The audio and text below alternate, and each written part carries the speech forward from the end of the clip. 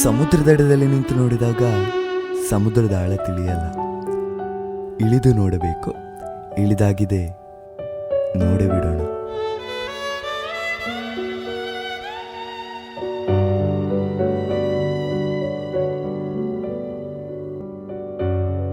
Hi. ಎಂತಕ್ಕೆ ಬರಕ್ಕೆ ಹೇಳಿದ್ದು? ಏನು ವಿಷಯ? ಯಾಕೆ ಕೋಪದಲ್ಲಿ ಮಾತಾಡ್ತೀಯಾ? ನಾನು ಹೀಗೆ ಮಾತಾಡೋದು. ಏನಕ್ಕೆ ಬರಕ್ಕೆ ಹೇಳ್ದಿ? ಬೇಗ ಹೇಳು. ಬೇರೆಯವ್ರ ಜೊತೆ ಚೆನ್ನಾಗಿ ಮಾತಾಡ್ತೀಯಾ? ನನ್ನ ಜೊತೆ ಯಾಕೆ ಕೋಪ ತೋರಿಸ್ತೀಯಾ?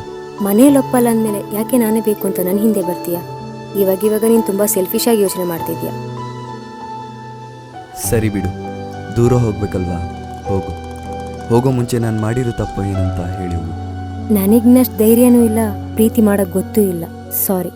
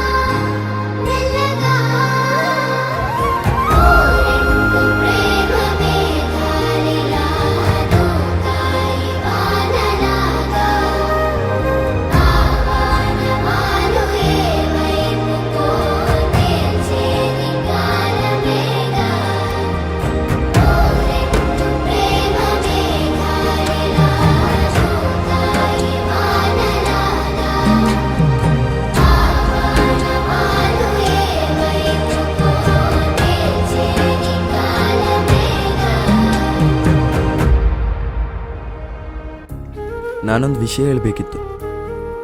ಏನು ಹೇಳು? ನಾ ಯಾಕೋ ಲವ್ ಮಾಡ್ತಾ ಇದ್ದೀನಿ ಅನ್ಸುತ್ತೆ. ಯಾರನ್ನ?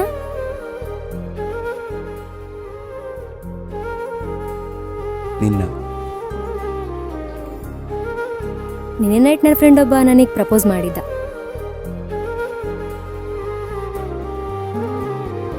ಏನಾಯ್ತು? ಏನಿಲ್ಲ, ಸ್ವಲ್ಪ ಕೆಲಸ ಇದೆ, ಬಾ ಹೋಗೋಣ. ಹೇ ಪ್ಲೀಸ್ ಪ್ಲೀಸ್ ಪ್ಲೀಸ್ ಪ್ಲೀಸ್.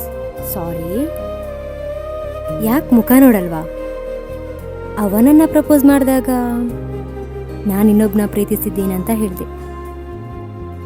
ಯಾರನ್ನ? ನಿನ್ನ.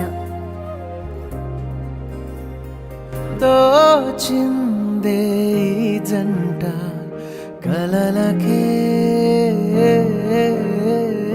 నిజములా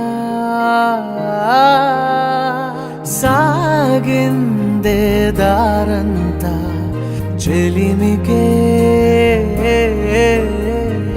రుజువులా